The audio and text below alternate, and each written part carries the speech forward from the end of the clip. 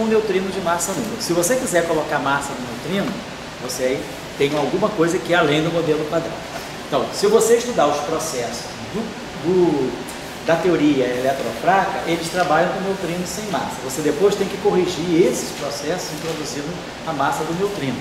Mas pensando assim, em termos de massa que une as representações, no caso existiria duas representações que são unidas para explicar? Sim, sim. Aí você vai ter a representação do neutrino left e a representação do neutrino right também. A questão é saber se o neutrino é Dirac ou Majorana. Porque se o neutrino for um férmion de Dirac, não se sabe ainda se é ou não, então a parte right dele, ela realmente é independente da parte left. Se o neutrino, tem um experimento, tem experimentos especiais para isso, se chegar à conclusão, se detectar que o neutrino é um férmion de Majorana, aí a parte right dele, ela na verdade é uma réplica da parte left. Então, os mecanismos de massa vão depender. Como é que eu gero a massa do neutrino? O neutrino é partícula de Dirac ou o neutrino é partícula de Majorana? E isso aí vai ter um efeito. Se a massa vem do mecanismo de Higgs, isso aí vai mexer no setor de Higgs também. Então, ainda, quer dizer, quando você vai estudar, eu acho que talvez o Fábio saiba disso, quando você vai estudar neutrinos massivos, você tem que estar afiliado já a uma linha de pensamento. Meu neutrino é massivo, mas ele é Dirac, ou meu neutrino é massivo e ele é Majorana? Qual é o mecanismo de massa qual é o mecanismo que eu estou adotando para gerar a massa do neutrino? Aquele mecanismo cis-só. Ele é muito associado a essas linhas? É isso, tá? Ele é neutrino de Majorana. O mecanismo do cis-só, você trabalha, é o mecanismo de massa de Majorana. Só Majorana. Majorana.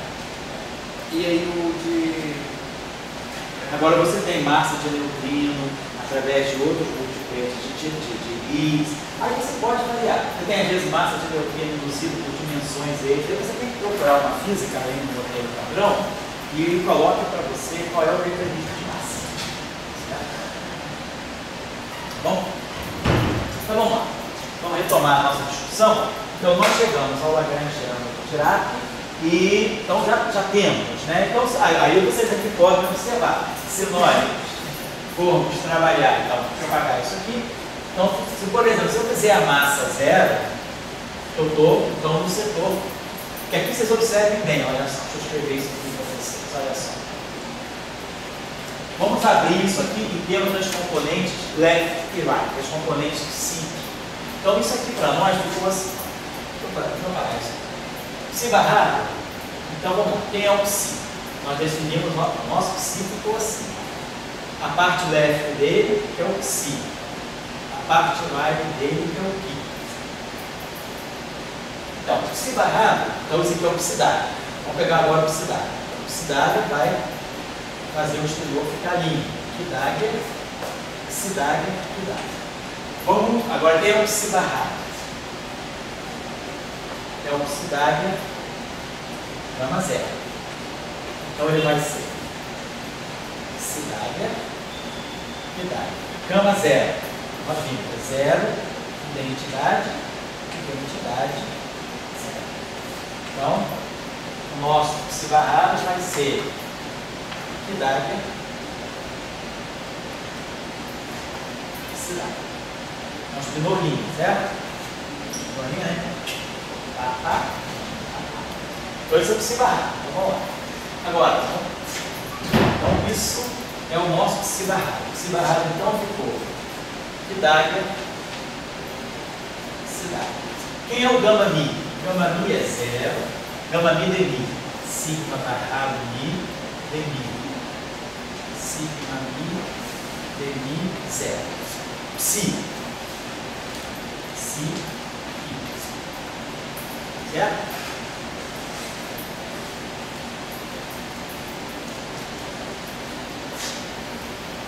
Então, isso aqui está dando esse cara com esse cara. Então, ó, vai ficar Pidade, sigma barrado mi, de mi. E aí o outro vai ficar, esse sigma vai acabar, Pidade, sigma mi. Então, no caso de massa zero, Os dois lagrangianos se acoplam. Em termos de massa, não. Esse não, vamos lá, vamos escrever. O lagrangiano de Dirac ficou assim. Sinaglia, part left, sigma mi, dmi, part left. Mais. Agora a parte right. Right, sigma barrado mi, dmi, right. Aí agora, o si barrado, vou apagar isso aqui. Si barrado, si, ó. Si barrado, si é isso aqui, ó. Isso aqui é o nosso si barrado, isso aqui é o nosso si. Então, menos MC, que dá si. Menos MC, que dá cidade aqui. Então, olha o que está acontecendo. Nós estamos vendo que o lagrangiano de Dirac, ele tem a parte cinética, ele deixa left com left e right com right. Isso aqui é left versus left. Isso aqui, ó, é right versus right. E isso aqui, a parte de massa, é que acopla left com right e right com left. Perceberam? Então, a massa de Dirac, na ação, ela acopla os dois setores de gravidade opostas.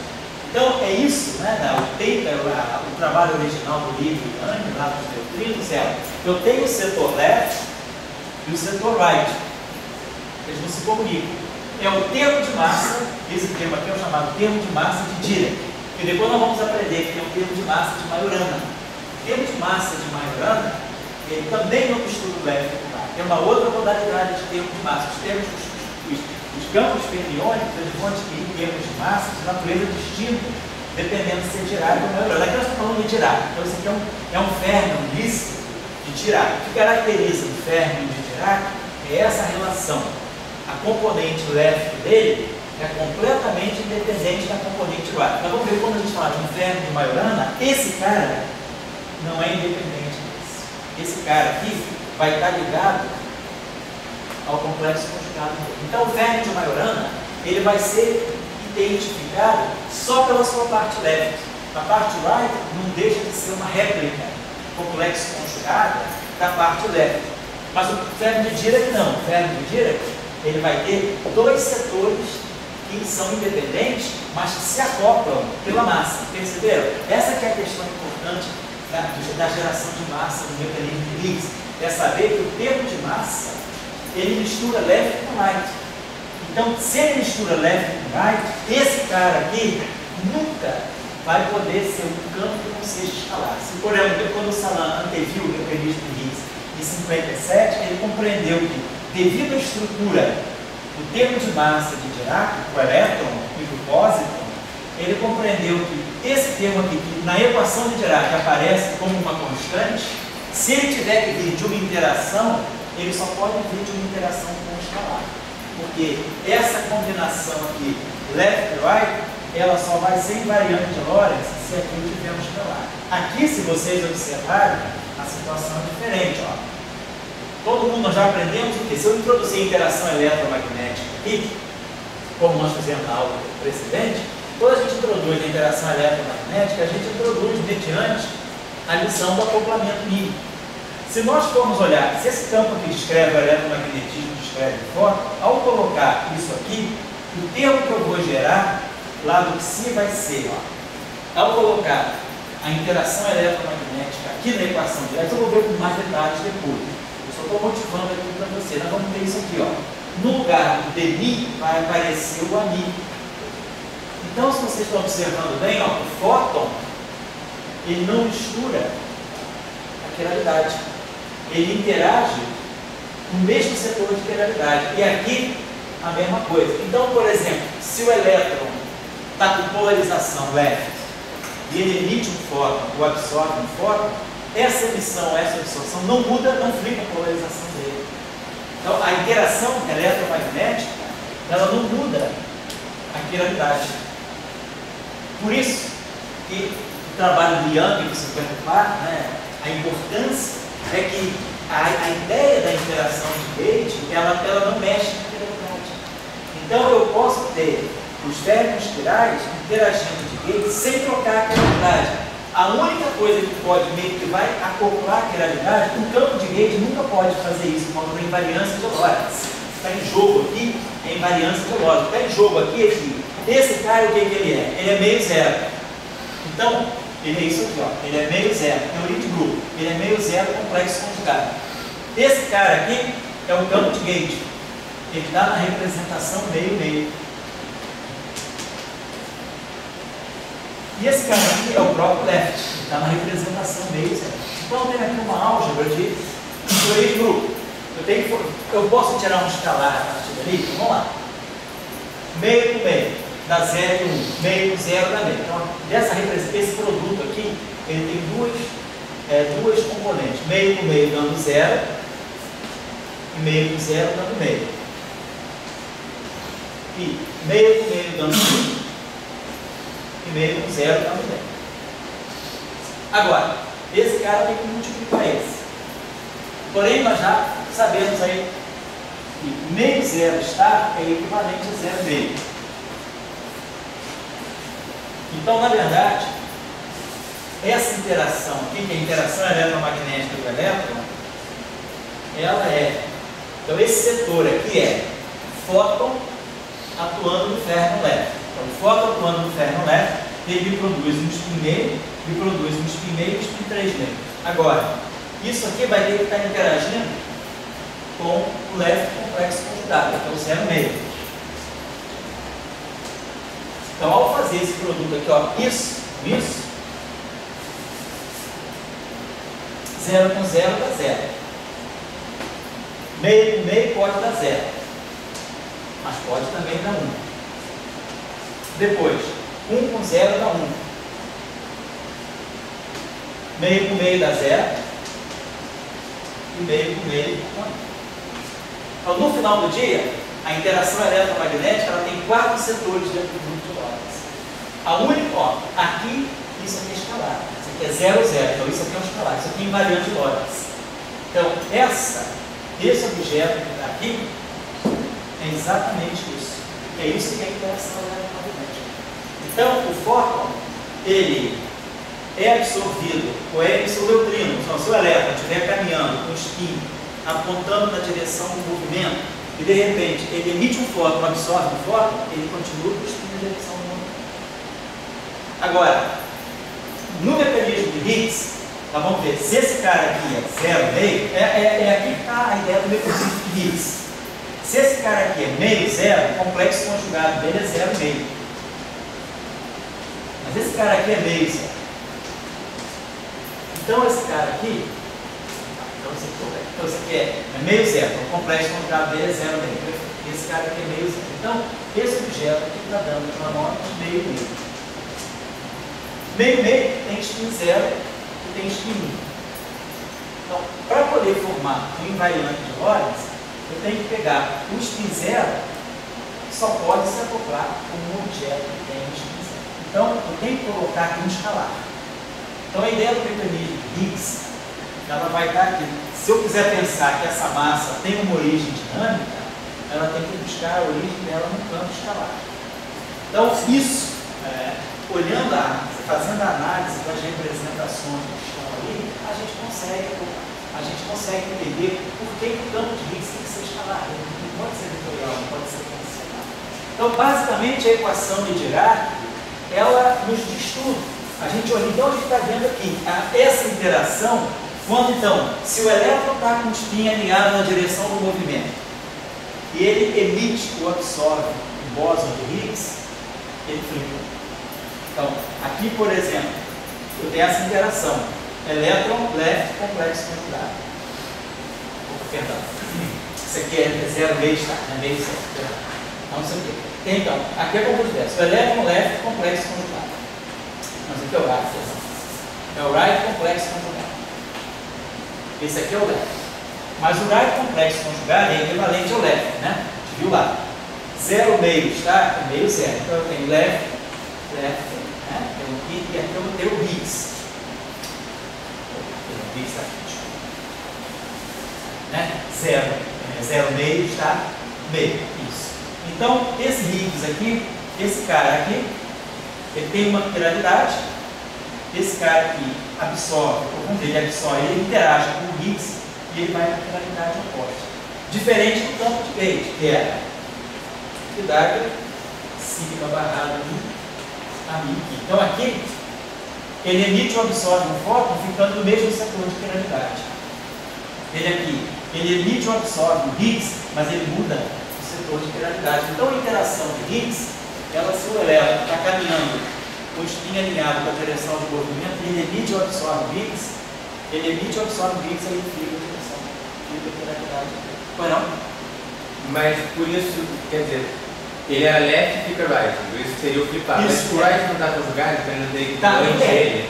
Mas na verdade a partícula é, se você tiver aqui o neutrino, na verdade você tem aqui o neutrino e o antineutrino. Vamos dizer, você teria o elétron left e aqui você teria, na verdade, a antipartícula que você muda a carga aqui também. Pois é. Então você é como se fosse o positron, vamos dizer assim, o positron left é equivalente ao elétron right.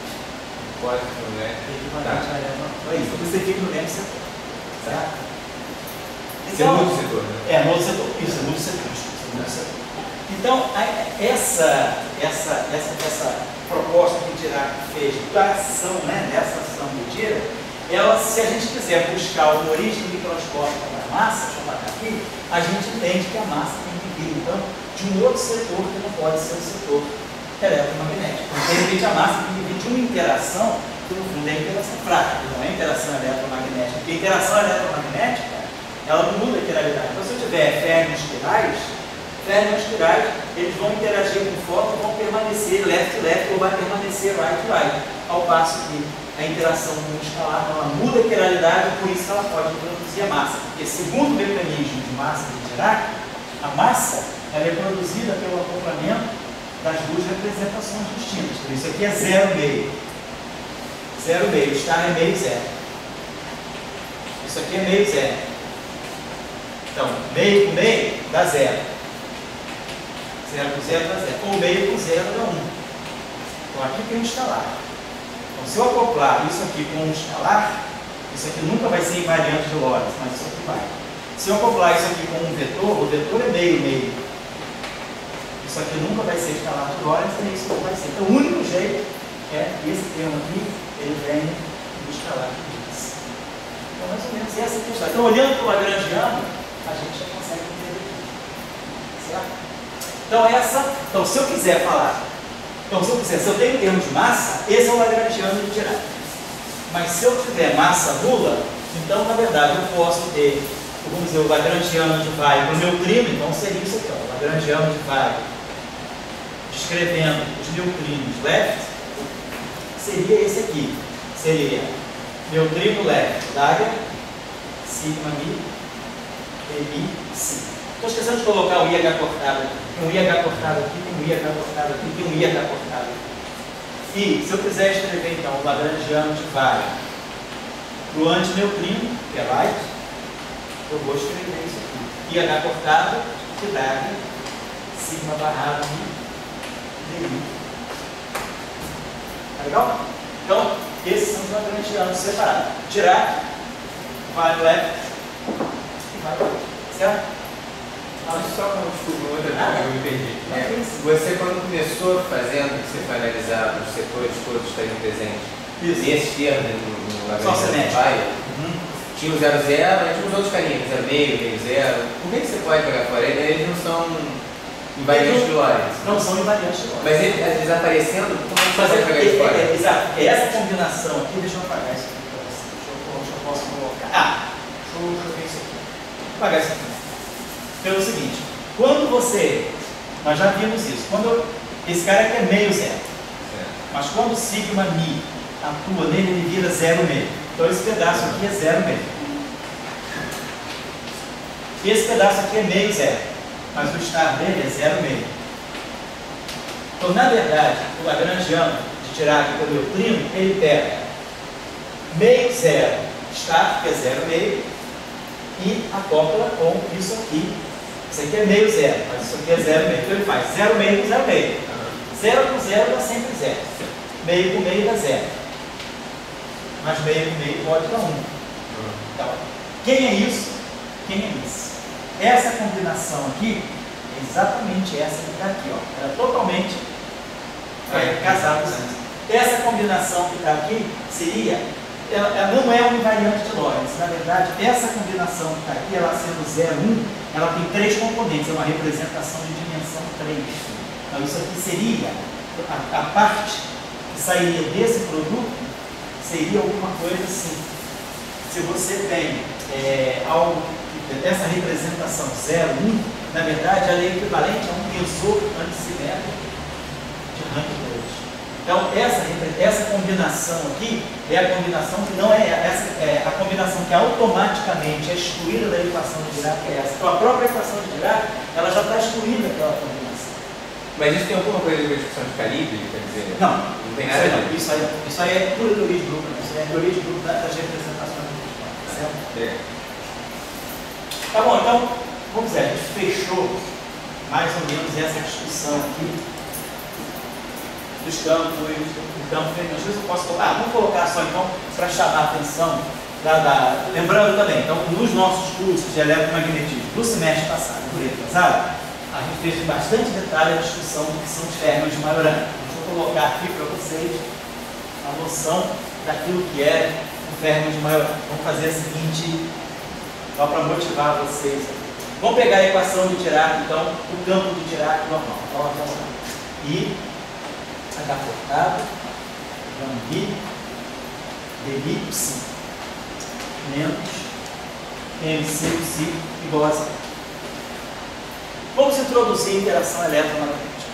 Então a gente já viu nas aulas precedentes, né, mesmo no curso não relativista, a gente viu que a interação eletromagnética devido à carga ela é introduzida pela prescrição do acoplamento mínimo. Então nós substituímos a derivada pela chamada, nós entendemos por que isso saía assim. Claro, eu estou falando com vocês, a gente tem uma interação eletromagnética, tem mandado até uns artigos aí para vocês sobre interação eletromagnética, que não é necessariamente de carga, que é a parte de spin, que é toda essa discussão da spintrônica, são as interações devido ao spin. Então, claro que as interações devido ao spin, elas não entram dessa forma. Essa forma aqui é a interação eletromagnética devido à propriedade de carga elétrica. É o acoplamento do fóton com a carga elétrica, não o acoplamento do fóton com o spin. Se eu quiser acoplar o fóton com o spin do elétron diretamente, vamos ver depois como fica a chamada interação de Pauli. Bom, vamos lá. Então, vamos introduzir a interação eletromagnética. Então, vai produzir aqui o mínimo que a gente vai manter esse termo aqui, né? I, H cortado, gama I, de elipse. Aí esse termo aqui vai ficar, o I vai ficar menos 1, então vai ficar menos 0.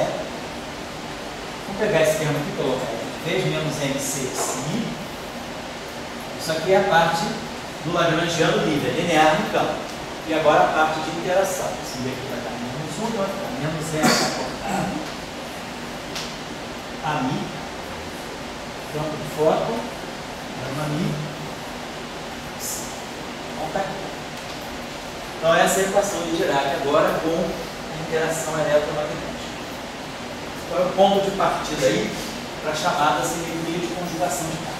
Então, tem uma série de propriedades assim, especiais da equação de Dirac, para decomposição de Gordon, todas essas coisas estão lá no curso de equação de Dirac. Eu não vou repetir, tá? Estou no curso lá de eletromagnetismo. Então, quem quiser acessar as aulas, estão lá. As aulas do semestre passado provavelmente são as aulas que foram dadas a partir de novembro, dezembro. Tá? E do semestre retrasado foram as aulas que foram dadas em junho e julho. Vocês podem acessar, está tudo lá. Bom, e tem livros aí que vocês podem usar. O livro do Greiner, o livro do Greiner é muito bom também, vocês podem ler o livro do Greiner. Tem o livro do Bjork Andrel, tem o livro do Ramon também é bom, tem o livro do Simpson Zubert, tem vários que vocês podem olhar isso aí. Vamos lá. Primeira propriedade, vamos pegar essa equação aí e vamos tirar o conjugado de Dirac. O conjugado de Dirac significa o quê? Tagar a equação e multiplicar por gama zero. Se eu pegar o conjugado de Dirac dessa equação, então o que nós vamos fazer é o conjugado de Dirac.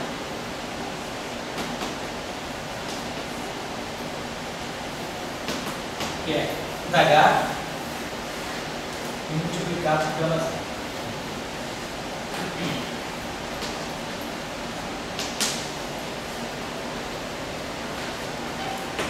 Lembrando que se dá igual, troca a ordem, então lá. Tá? Menos I, troca os I, né? Uma operação antilinear, menos I é H cortado. Então vamos ficar aqui, Bmi do Psi barrado. Gama Mi barrado, eu troco gama Mi. Menos N, C Psi barrado. Isso aqui. Minha interação eletromagnética. Campo eletromagnético é real. Aqui fica um barrado. E aqui fica o gama Mi. Então, simplesmente, no fundo, o que eu fiz? Eu peguei a equação de Dirac, está escrito em forma de ket, vetor coluna, coloquei ela em forma de Bragg, que é o vetor linear. Tá? Então, seria a versão Bragg da equação de Dirac. Vamos agora transpor essa equação.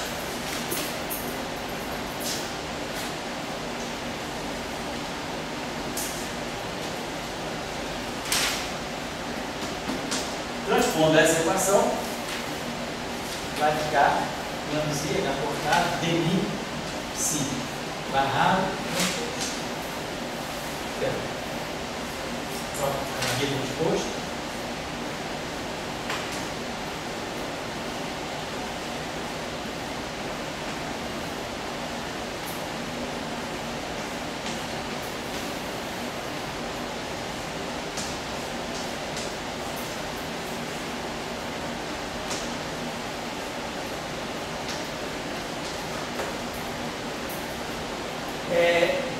Resultado importante anotar: no espaço das matrizes de Dirac, nós somos as matrizes gama que nós escrevemos hoje, né, para trás, formada por 0, sigma barrado Mi, sigma de 0. No espaço dessas matrizes, existe uma matriz C, 4x4, unitária, antissimétrica,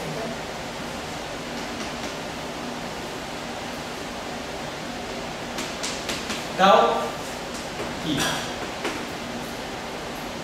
C, gama Mi transposto, C é menos 1 igual a menos gama Mi. Tá? Todas as matrizes gama Mi. Tá?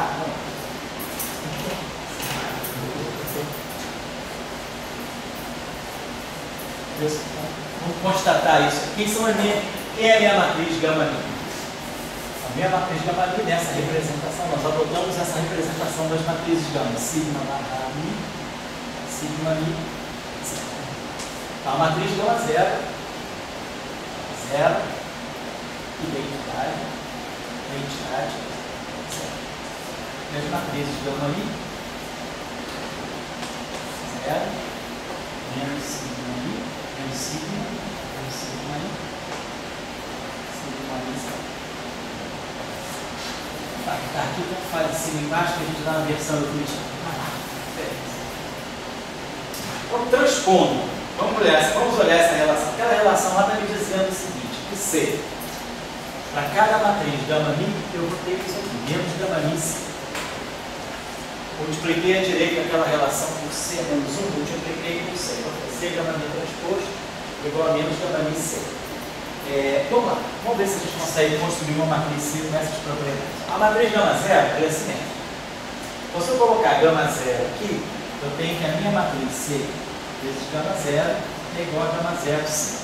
Então, a matriz gama 0, ela comuta com a matriz C, ela comuta com gama 0. Vamos fazer o mesmo exercício para a matriz gama 1.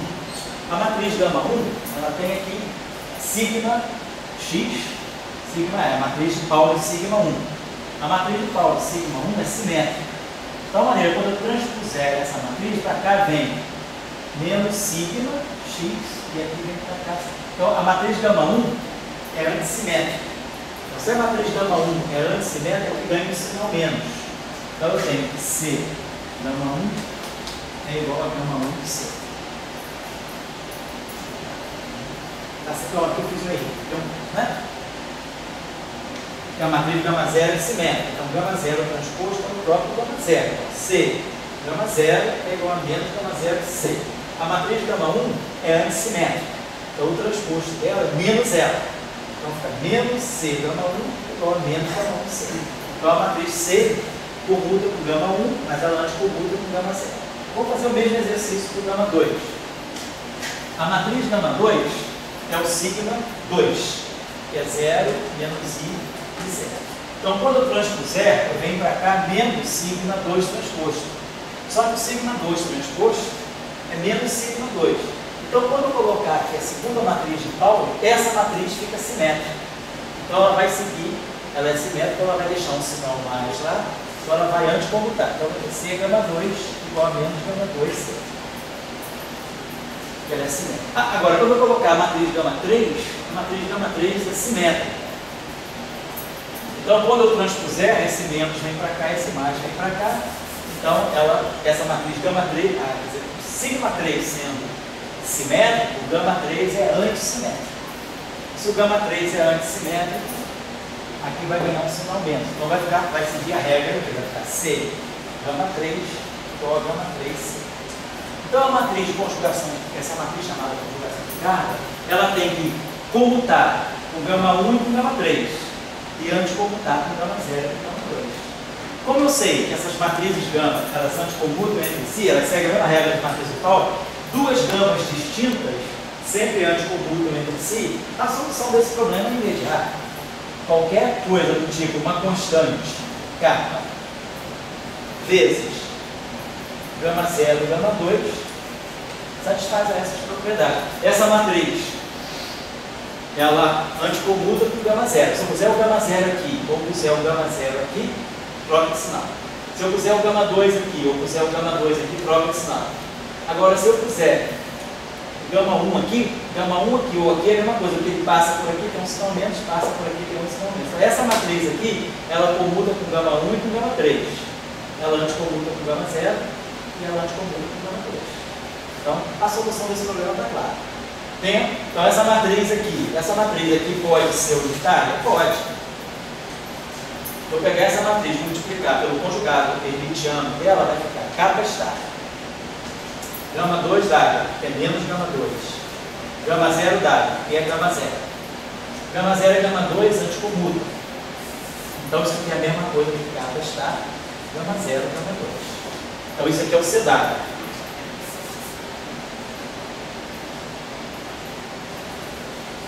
Então, se eu pegar o C d'H, que é K estável, gama 0 e gama 2, e multiplicar pelo C, que é K, gama 0 e gama 2, isso aqui dá módulo de K ao quadrado.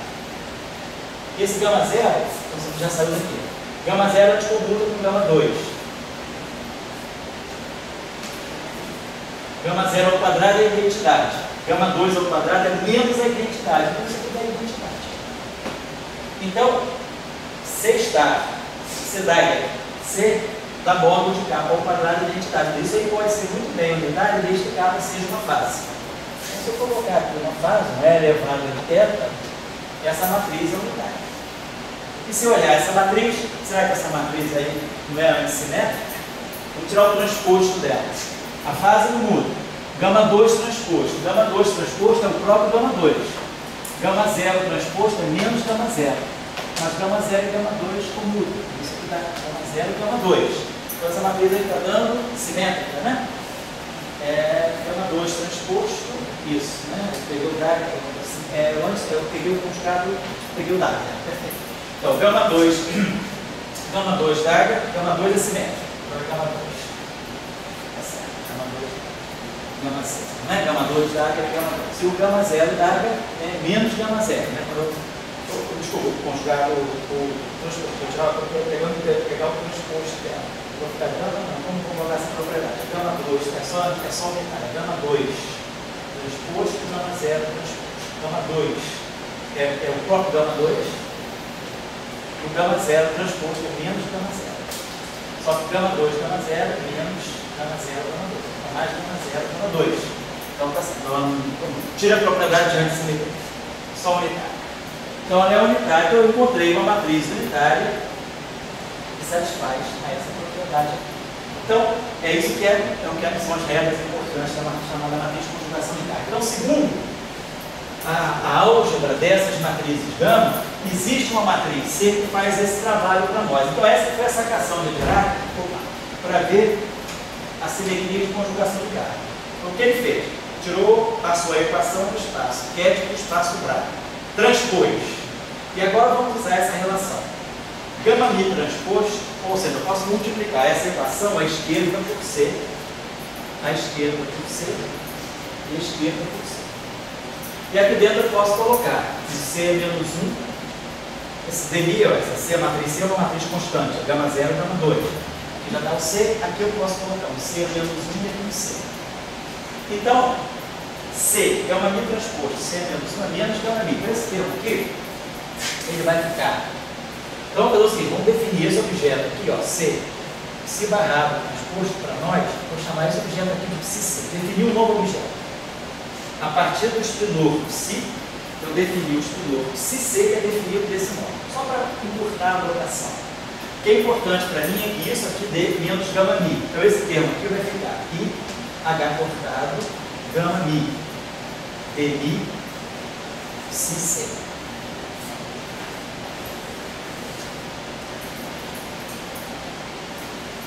Termo de massa. Fica menos MC psi-C. E esse termo aqui, troca de sinal. Fica mais H cortado, ami, gama mi, psi-C. Então foi aí tirar que se colocou da seguinte coisa. Se a equação, se psi representa campo que descreve a interação de um objeto carregado com um campo eletromagnético, psi-C está descrevendo a mesma massa. E essa relação, que a relação de dispersão é a mesma, a massa do objeto é meu. Eu passo de psi para psi-C sem mudar a massa. Mas ó, eu mudei, ele pegou a nossa equação, esqueci aqui, ela tinha menos aqui, né? A equação original era essa aqui, ó. A equação de Dirac original. IH cortado, gama mi, dmi psi, menos mc psi, menos E. Só que eu estou. Essa era a equação de Dirac original. Foi daqui que a gente partiu e fez tudo. Então, se eu comparar a equação do psi-C, eu vejo que só muda o sinal da carga. Então, essa que é a chamada simetria de conjugação de carga. Se psi está descrevendo a interação de um objeto de massa m, de carga E, com um campo eletromagnético ami, psi-C está descrevendo a interação de um objeto com a mesma massa, com o mesmo campo, mas com carga oposta. Então, dessa equação, eu descubro que se psi é a solução desse problema, com essa carga, com essa massa frente a esse campo, psi-C é a solução com a mesma massa, mas com a carga oposta frente a esse campo. Então, essa simetria do psi-C muda o sinal da carga, mas não muda a massa. Então, tudo mais passado a partir do importante partir. Então, essa que é a chamada simetria de conjugação de carga da equação de Dirac. Então, esse objeto aqui é diferente claramente desse. Esse descreve uma carga E, esse descreve uma carga menos E. Massa e spin não mudam. Então, é esse que é o sentido da antipartícula. Beleza. Então, isso é um término de Dirac. Ele não é autoconjugado de carga. O conjugado de carga dele é um outro objeto. Se vocês forem pegar aqui, é só fazer o cálculozinho, é só ver quem é, se psi é psi que vocês podem tirar quem é psi-C, é só fazer essa operação. Psi-C é C, psi barrado, transposto. Ou seja, é C, psi d'águia, gama zero, transposto. Ou seja, C, gama zero, transposto, psi d'águia, transposto, psi estático.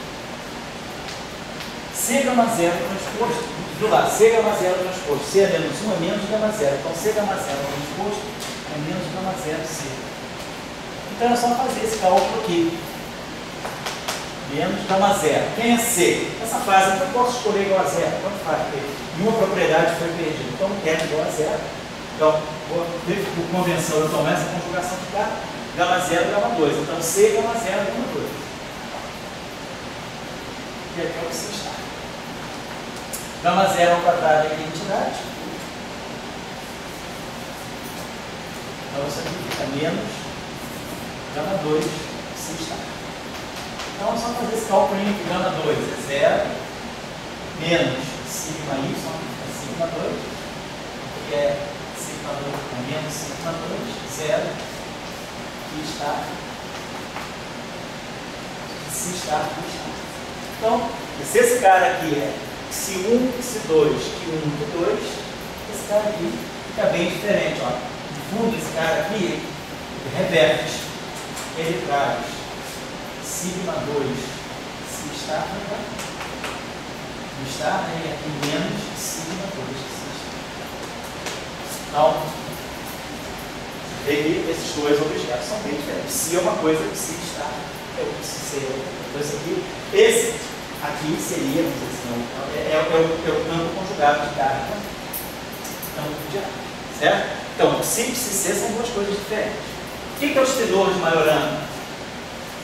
O espinor de Majorana é um espinor que, além de ter carga nula, ele vai descrever uma partícula que é autoconjugada, que é a própria antipartícula. Uma partícula ter carga nula não assegura que ela seja a sua antipartícula. Haja visto neutro, né? Tem neutro e tem antineutro.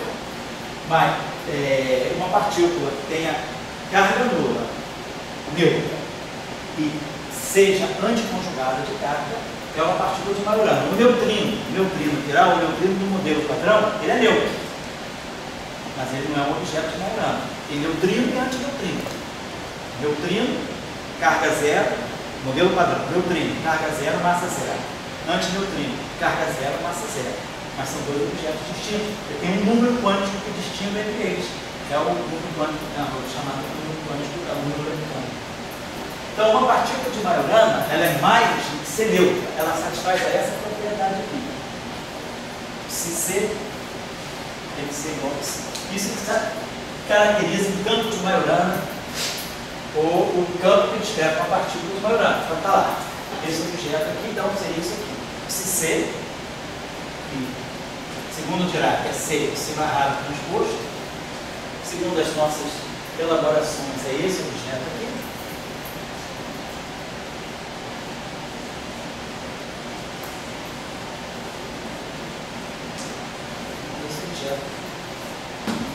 Esse aqui seria o espinor de Majorana.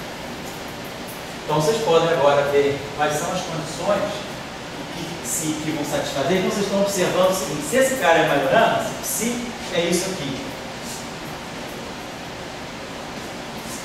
e se C nós vimos é isso aqui, então sigma 2 é 0 menos I e 0. Aqui a gente pode até fazer uma coisa também. Eu posso, essa frase aqui é em θ, né? Posso pegar igual a 1, posso pegar igual a I. Como isso aqui no final do tudo está dando sigma 2, que é puramente imaginário, escolher, não tem problema nenhum. Escolher a matriz de conjugação de carga como sendo I, gama zero, gama 2. Nada muda. Ela continua unitária, ela continua satisfazendo a mesma propriedade. Só para eliminar esse I. Então isso aqui fica 1, isso aqui fica menos 1. Então isso aqui é o sigma 2, I sigma 2. Atuando no que está. Então, vou colocar isso aqui, é o que está aqui em cima. Vai ficar aqui 1 está e 2 está. Embaixo, eu vou ter menos sigma 2, menos, vai ficar mais, e que 1 está e 2 está. Então, embaixo nós vamos ter menos se 2 está.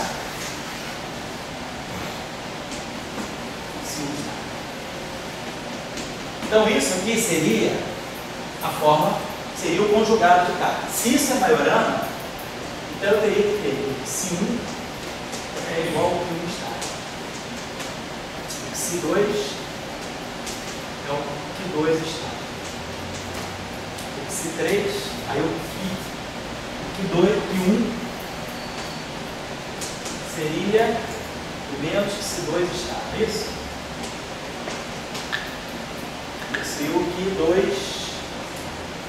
esse cara aqui seria o que se 1 está. Por que isso aqui está dando para nós? Você deve dar.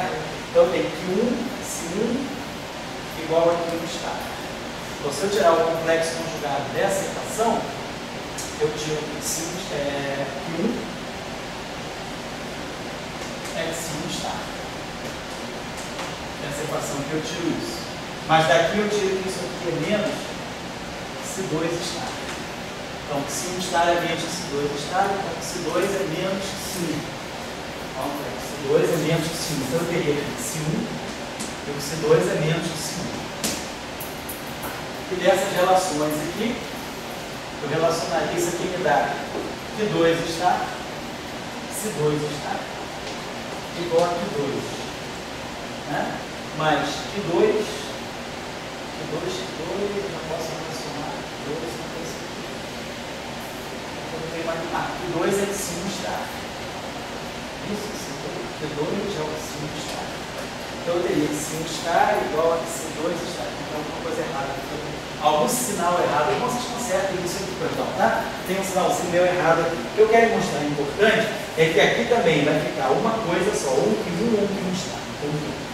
Então, o que a gente está vendo no espelor de Majorana é que ele, em vez de ter 4 componentes complexos, como a gente tinha então, se 1, se 2, que 1, que 2, teria 4 componentes complexos, 8 componentes reais.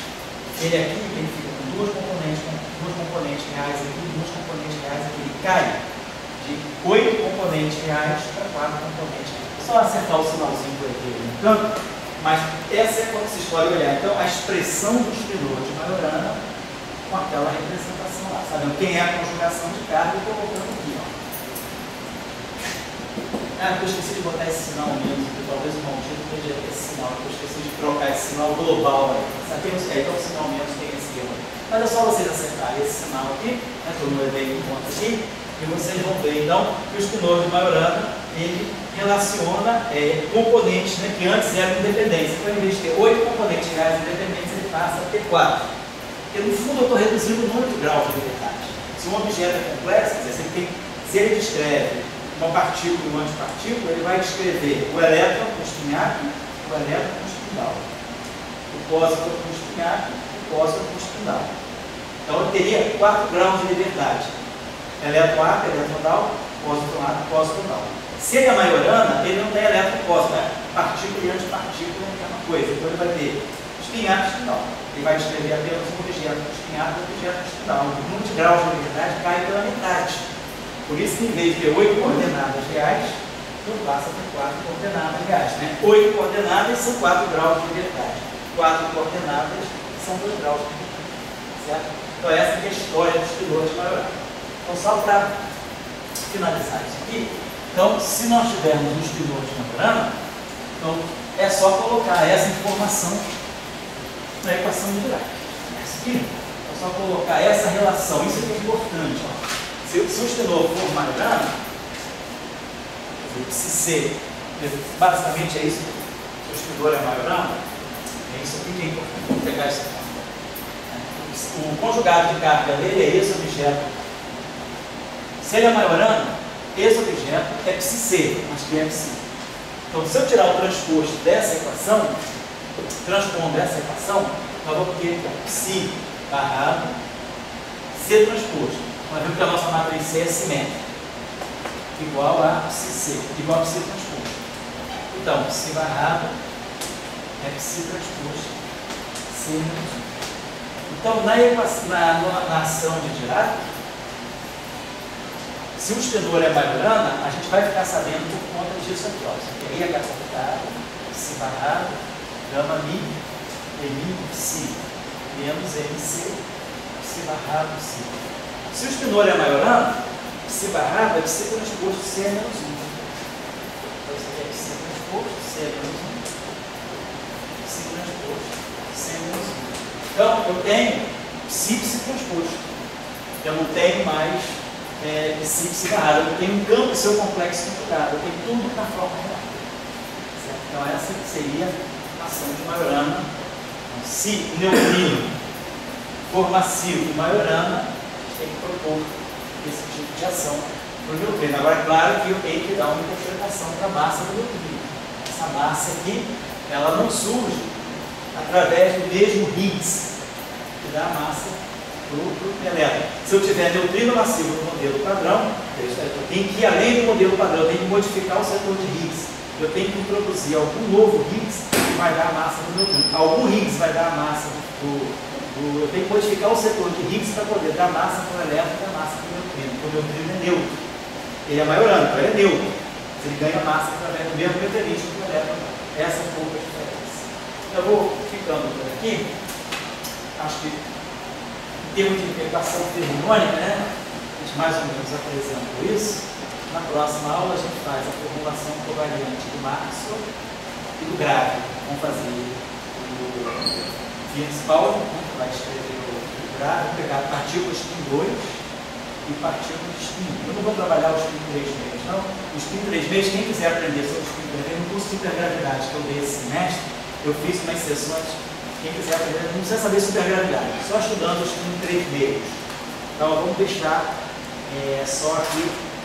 Vamos fazer spin 0, como a gente fez, vai o meio, Dirac, Majorana, Maxwell e Einstein. Então, vamos falar do gráfico, que é em homenagem à nossa colega aí, né, da cosmologia, né? Quer saber sobre o gráfico, a gente vai falar como é que fica o Lagrange.